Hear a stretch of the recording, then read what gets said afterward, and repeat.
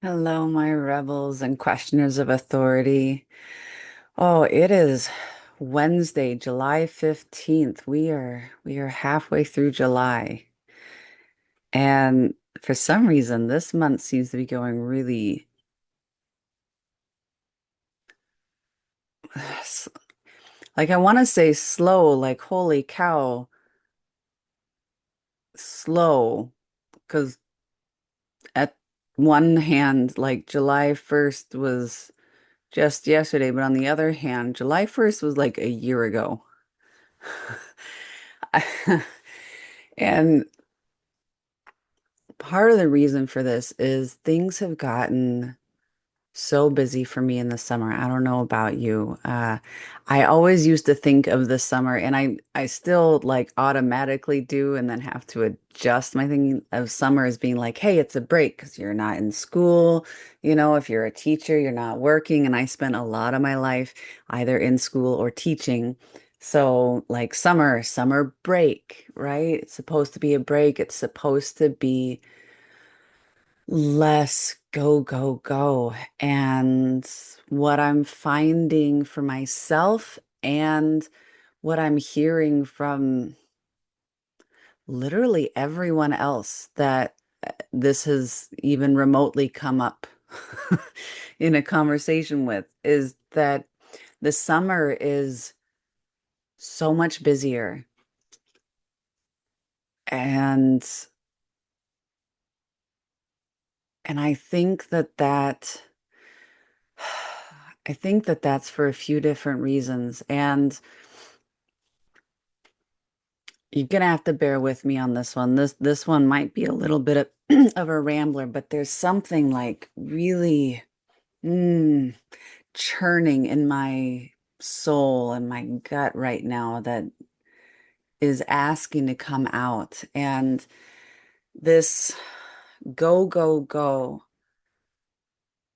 is absolutely a part of this major distraction um, technique to get us from not recognizing our wholeness, not recognizing our power, not recognizing our light, not cultivating these things, not calling them back, not embodying them to the fullness that we need to right now.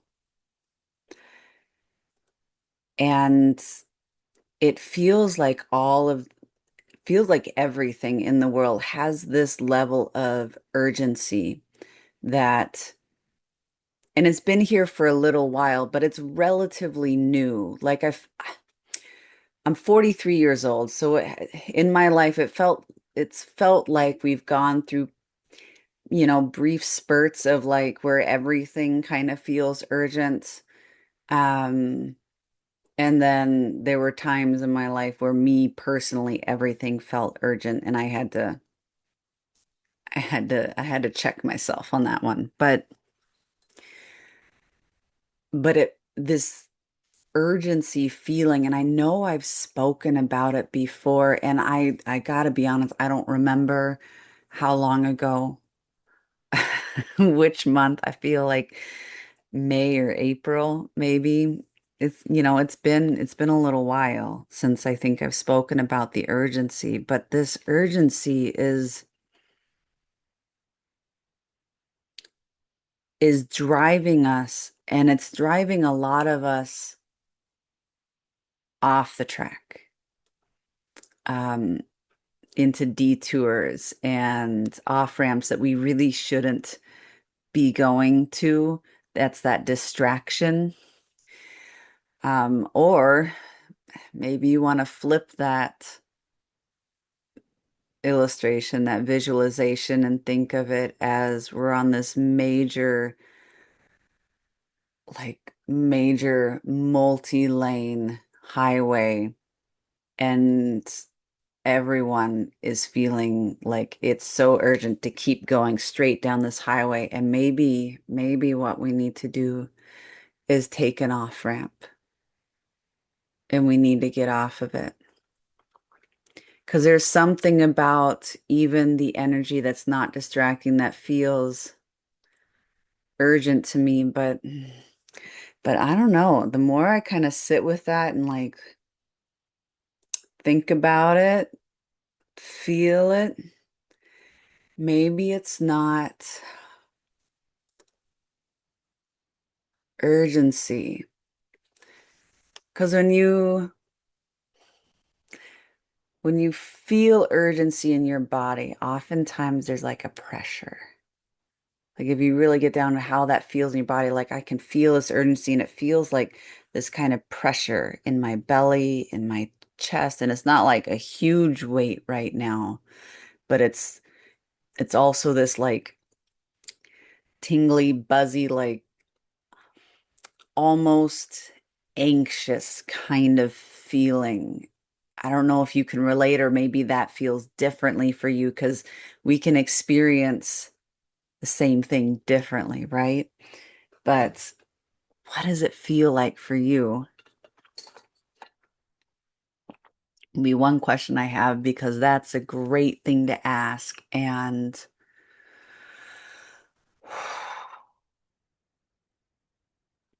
really become in tune with. But the reason why I'm switching from that urgency to get on the right track or to get off that distraction highway, because let's face it, there's a reason why it's a stairway to heaven and a highway to hell.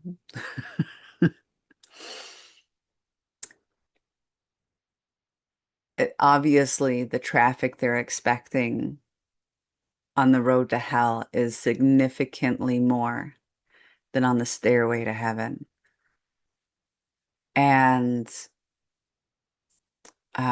if you haven't heard me share my personal beliefs on heaven and hell yet, then I'm going to share them with you now. Um, I grew up Christian, and my beliefs about what heaven and hell are have shifted. There was a while where I just couldn't really bring myself to believe in hell the way that the Christian religion teaches us. Um, and what I've come to understand, to believe, to feel is truth for me has been that this world of suffering, of distraction, of death, of poverty and division and hatred and trauma. This world we live in right now, that this is the hell. This is hell. And if we stay on that highway, we stay in hell. But we can choose to bring heaven into our lives on an individual basis. And the more of us that start to do it, the more the entire world begins to change because we do have a ripple effect. I remember one of the first things that stuck with me in physics, learning that was that uh, everything you touch or everything you interact with is changed.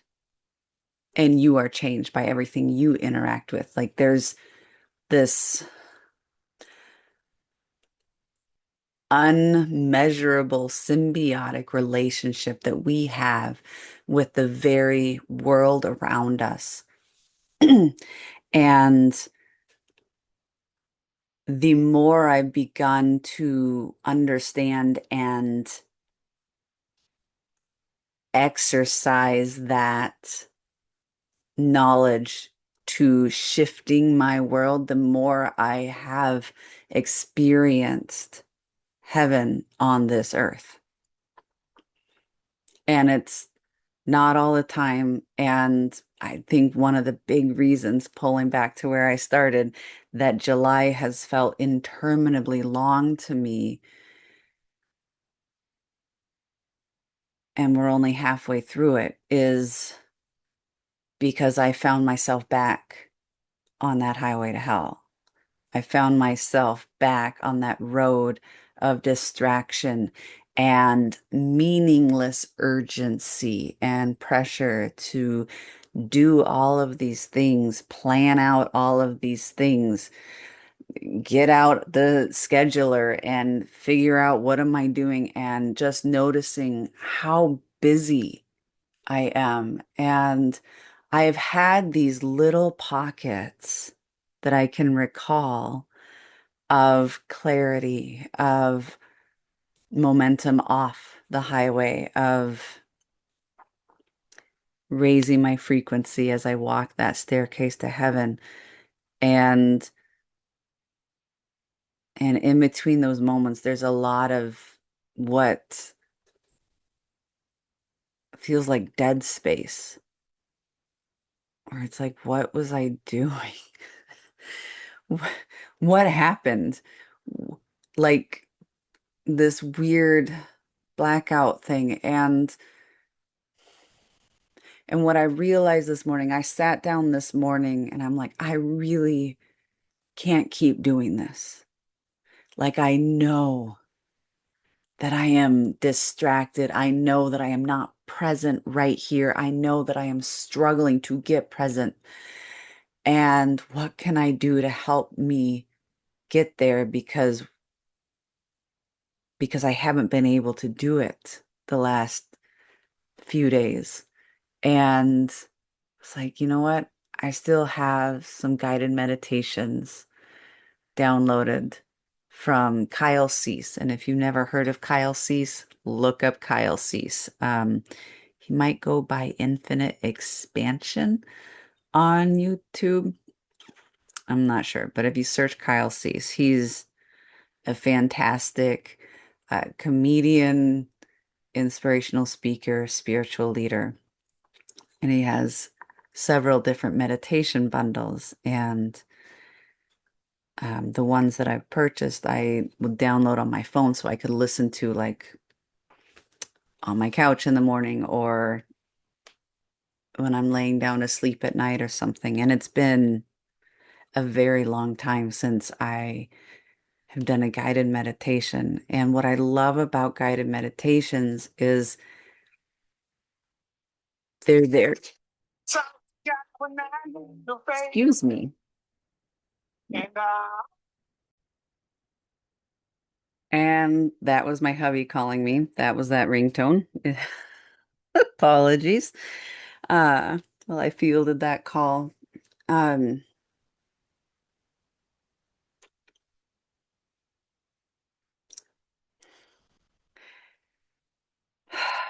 now I got to remember where I was or what's going on. Let's feel into it.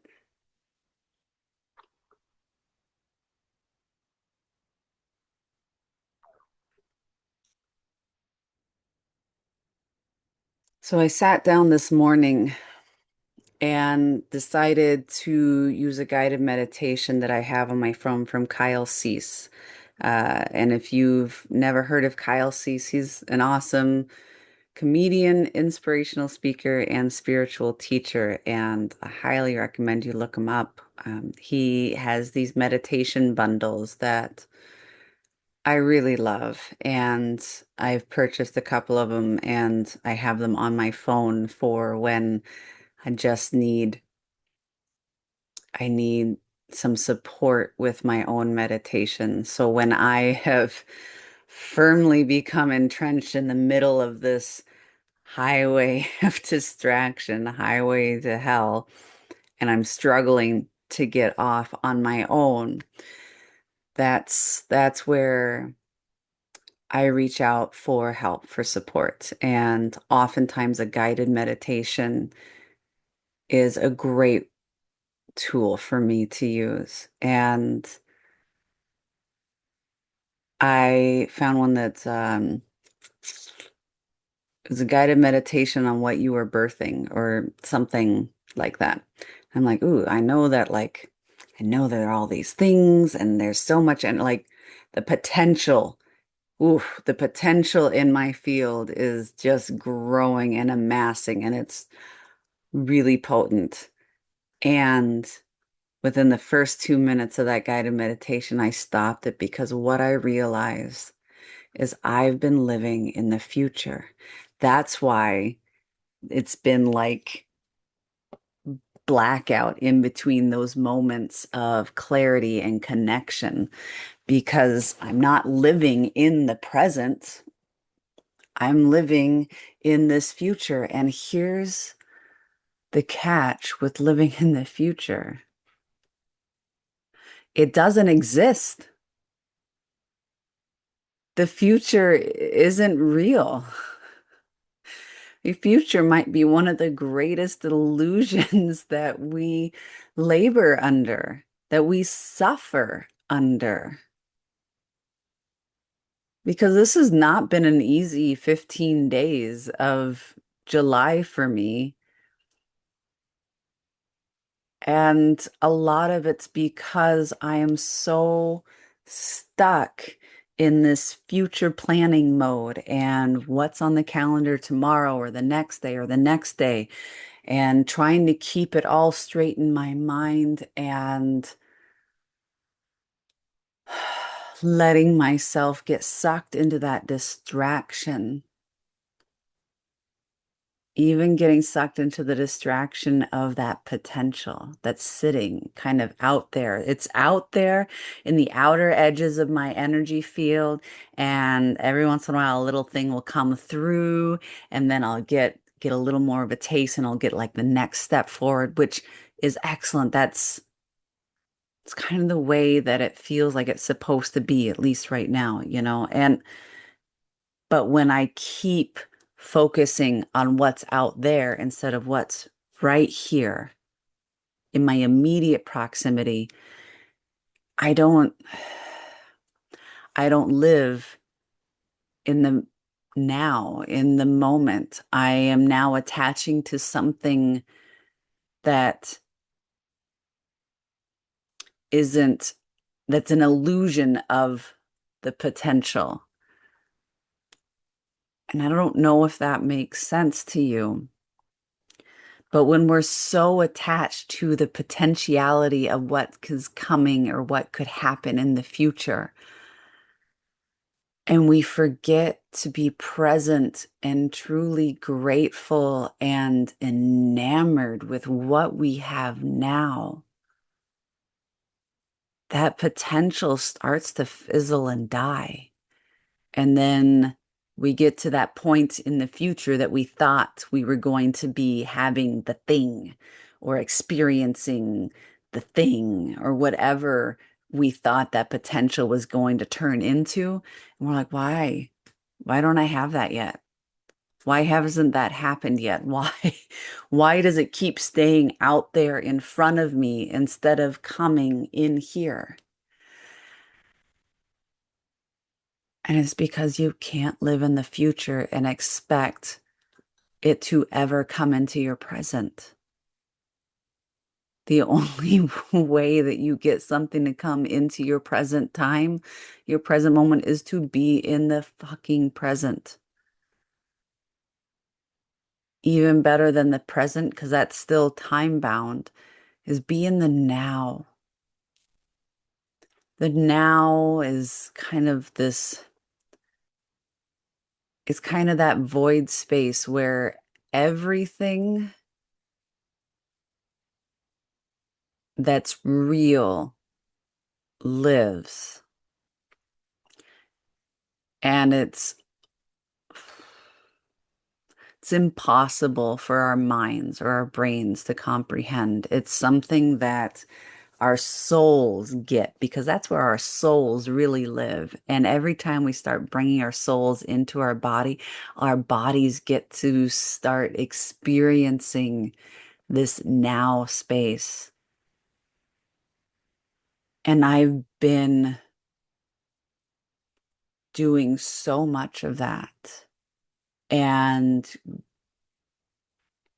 moving up that stairway to heaven so much in the last few months. And that's been kind of picking up speed and momentum that my mind freaked the fuck out because it can't comprehend it. And it knows, the ego part at least knows that the ego can't live there. And the ego is so used to being in charge. The mind is so used to being in charge. And it's not meant to be. It's meant to be a tool that we use to strategize or analyze when that's necessary, but it's a tool. It's not the boss.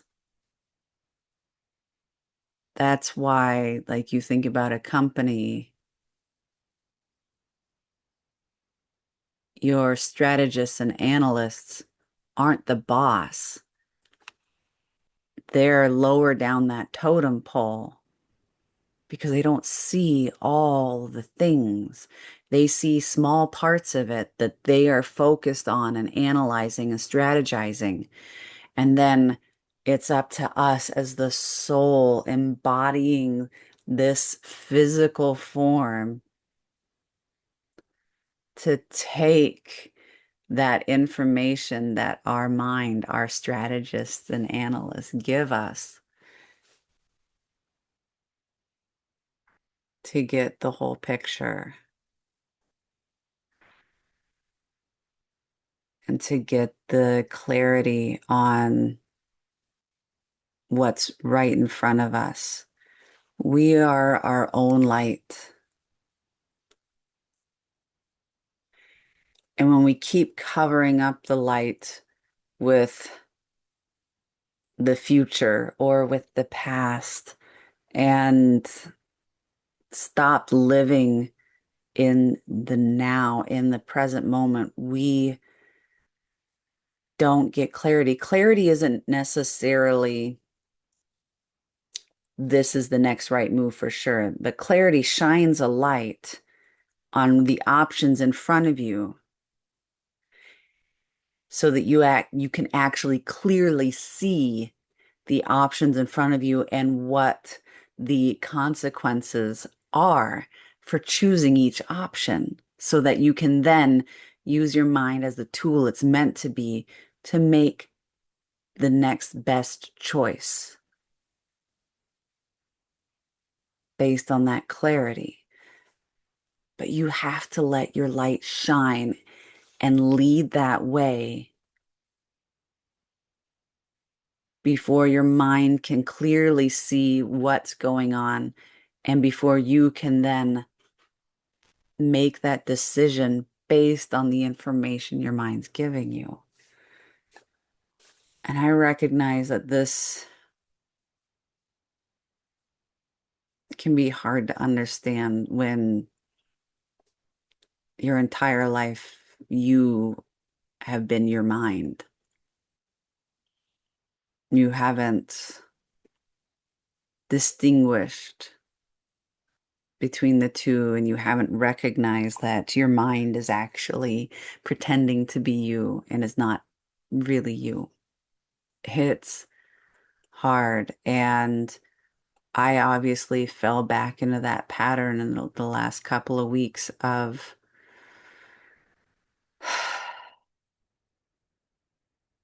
letting the mind take over and letting myself be sucked into a place that is pure illusion, the future. And whether it's the future or the past, most of us are living in one of those two places and not the present. It's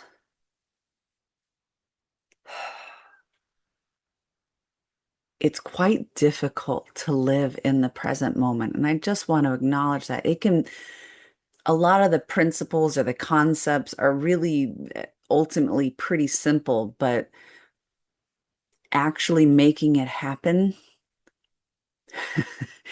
in this world with the way we've been living, the way we've been taught, the way we've been programmed, oh, it can feel fucking impossible. And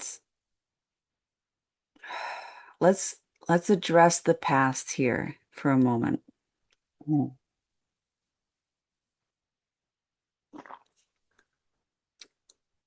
The past, we can never go back to the past. The past did happen.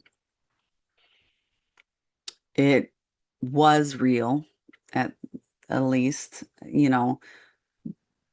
but we can't bring it into the present. We can't go back and change it.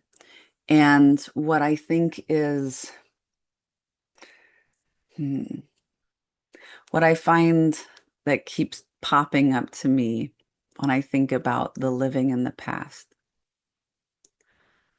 is the scene from the original animated Disney movie, The Lion King, where you have Rafiki the baboon, who's basically the spiritual leader, the shaman, advisor to the king, right?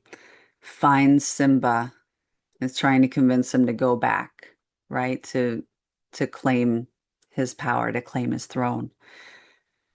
And he takes his staff and knocks Simba a good one right there in the middle of the forehead. Simba, of course, says, "Ow, that hurts." And Rafiki's like, "What does it matter? It's in the past."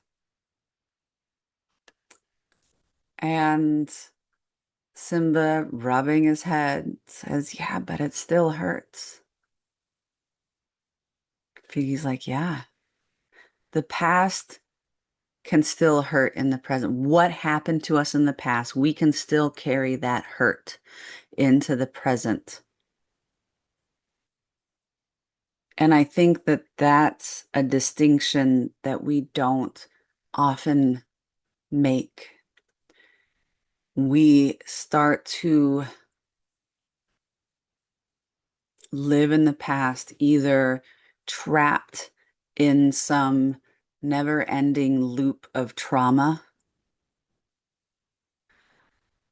reliving it, reliving it, reliving it. And we're bringing those emotions from that experience, that energy from that experience into our present life so much that often we end up recreating in different ways that same trauma over and over again in our life, either on a microcosmic level or a macrocosmic level. And it just keeps happening over and over again. It's not just the hurt that we're carrying forward into a present day life when we live in the past. We're like holding on to it like a festering cancerous tumor that's growing and consuming us. Or we're living in this nostalgia of the good old days. And that brings to mind for me the movie Pleasantville with Tobey Maguire and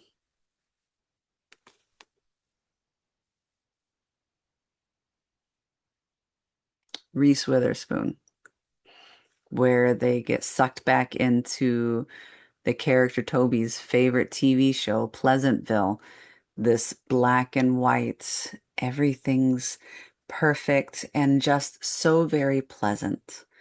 There's never any real drama. There's never any real passion, and there's never real any hurt or trauma. It's just gray and dull and this narrow bandwidth of emotion. And I know I talked about that in You Are the Lights video that I put out on Sunday. And this living in the past.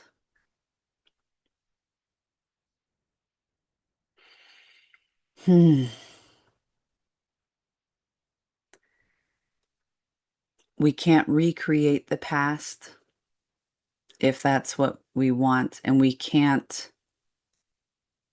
escape what happened to us in the past or undo what happened to us in the past. But when we bring ourselves into the present moment and we recognize what we have right now, what we are currently carrying right now, and just break it down into the feeling, the sensation, the emotion, the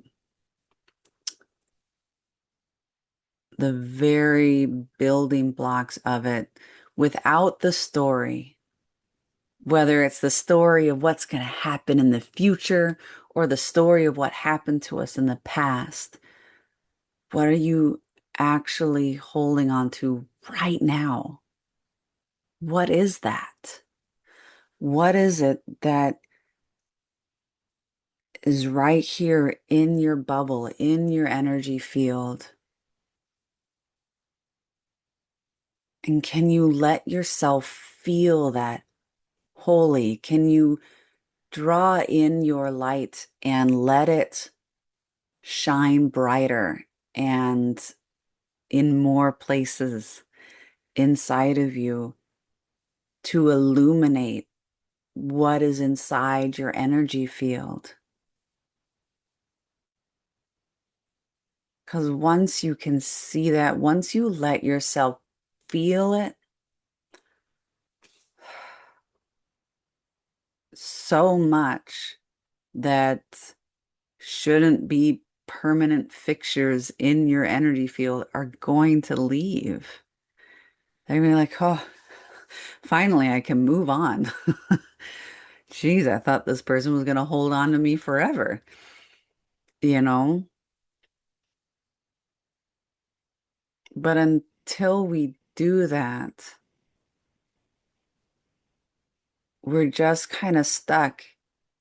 And when we don't like what we're holding, that sense of urgency, that like anxiety, that pressure, that tightness, that ugh, is going to keep us searching for distraction and avoidance and anything other than feeling it, because feeling it can be so deeply uncomfortable, so fucking triggering. And if you aren't experienced at doing it, seek help and support. Don't do it alone. I don't know what you've gone through or experienced or what you're holding right now,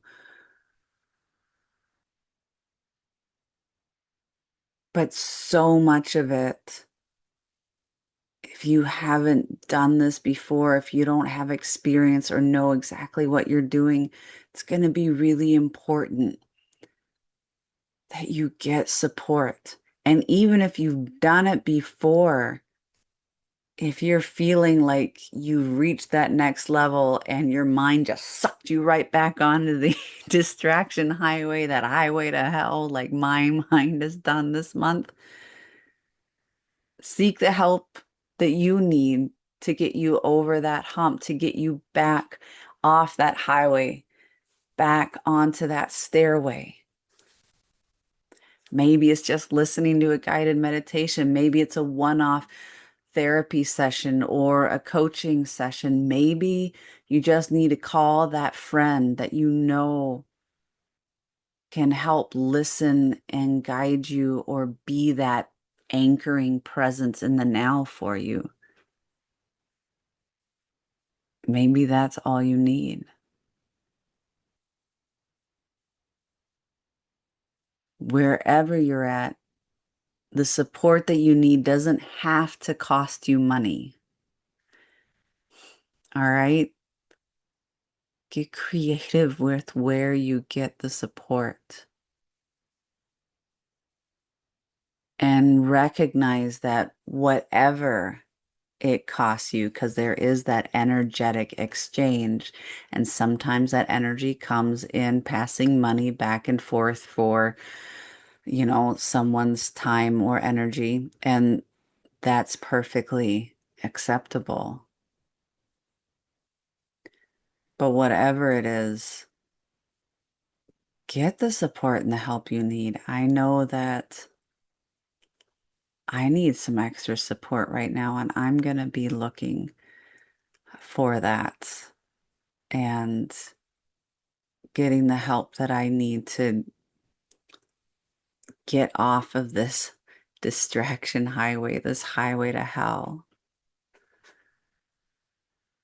and become more present. And that doesn't mean that my calendar suddenly clears up and I have nothing going on. It just means that I get to be more here for it. I'm not blacking out for it. I am present and I get to feel it. Ah, it's making me tear up just to think about being here for it. And honestly, while it goes against everything my mind and a lot of my nervous system neural pathways have been programmed to enjoy, to move towards, to follow, because we follow these patterns. We are very pattern driven, habit driven, if you will. And life is so much easier when you really instill that habit, that pattern, shifting those old patterns into the present, into the now, into connection and feeling it. I cannot emphasize enough the feeling of it. And I know so well how hard it can be to feel. And there are going to be some of you who it's even harder than it is for the average person. And that could be for any number of reasons. That doesn't mean it's impossible. Even when your mind tells you it's impossible, it doesn't mean it's impossible. It just means that you really got to dedicate yourself to showing up and putting as much intention and presence into that effort to be here right now, every day, for as long as you can, and as often as you can every day, to keep bringing yourself back every time you recognize. And to be fair, I can recall several moments this month where I recognize it and I chose the distraction instead. And in the moment, I chose it because the excuse was that takes a lot of effort and energy, and I don't have it right now. Yet ultimately, I have to acknowledge that the distractions have taken more energy, have caused me more literal physical pain from allowing myself to be distracted rather than present, because my body, again, gets these habits, these patterns of holding itself when it's avoiding the present moment, when it's avoiding feeling. And that avoidance tends to be kind of rolled shoulders, and I tend to be more tense on the right side, which causes a lot of pain, and I end up with more migraines, more back and neck pain. And part of it's because the distraction, oof, so shiny, so distracting, these phones. And you're holding it, and then you got the overworking of your thumbs or your fingers. And you're looking and you're staring, or the blue light coming through those screens constantly.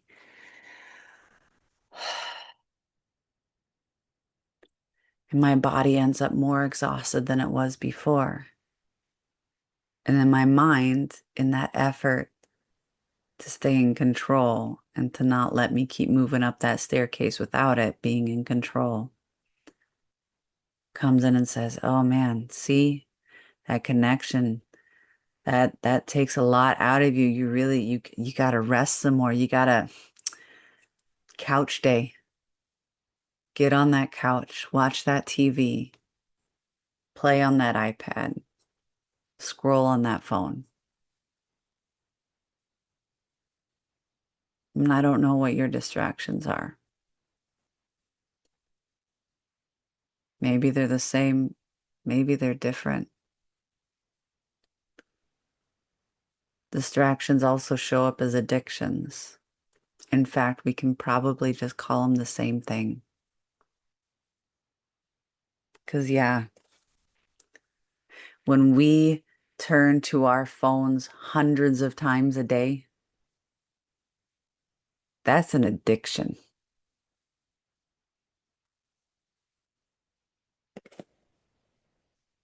It's the same as someone turning to alcohol or drugs or sex or any of the other things that we have anonymous groups for that meet in the basements of churches and community centers. So, what's your addiction? What's your distraction? What's keeping you on that highway to hell? Are you living in the present or the future or both? Sorry, are you living in the past or the future or both? Waffling back and forth between the two. What are you avoiding? What's actually going on in the present? That's that's what you really need to look at. That's what you really need to sit with.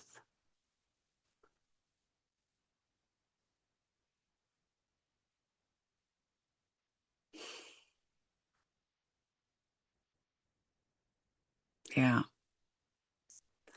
So that's what I'm going to be sitting with, even as I get ready this afternoon to go do an event with my husband this evening. Because I do know how to be present and I just got called back into my presence in a big way today. And I can feel the shift inside my body, inside my bones, inside my energy field already.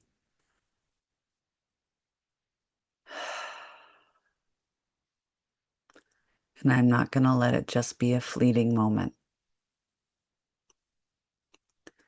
because this feels easy. It feels relaxing. And I know that I can accomplish so much when I stay in this state of flow. And if you have never been in the state of flow, it's time that you get there and you experience it. And if you've been there before, let's find it again together.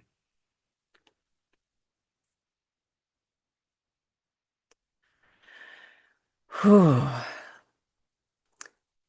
And if you want to do this together, then these are the kinds of conversations that I have every week in my online community, Embodied. And I've just recently made my community absolutely free to be a part of, to join. You just sign up for your free account on my website, questionsauthority.com. Link is in the video description and in my channel and bio. And it's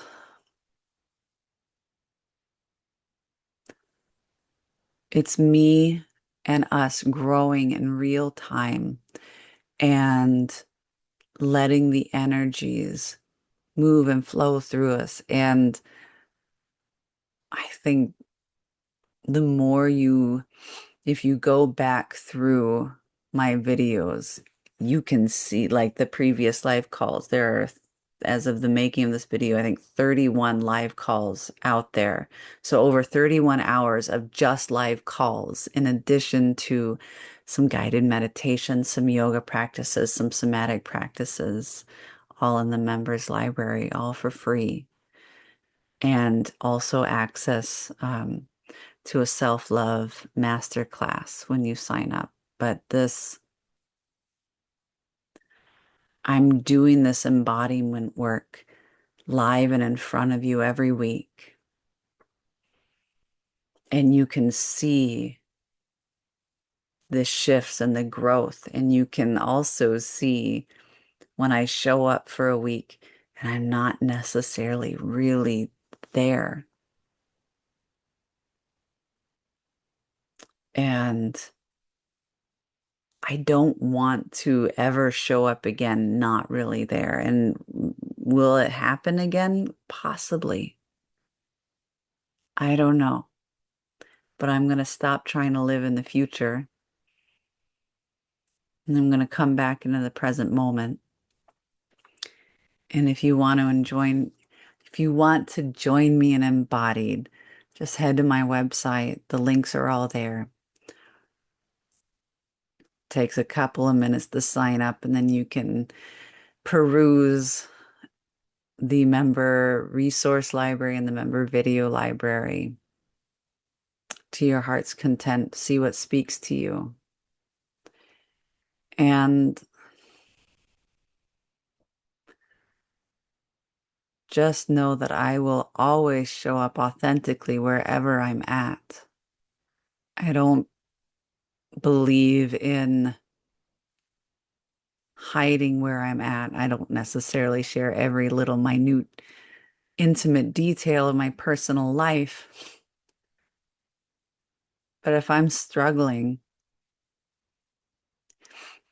you're going to get to see that because I truly believe in leading by example and by authenticity and letting you know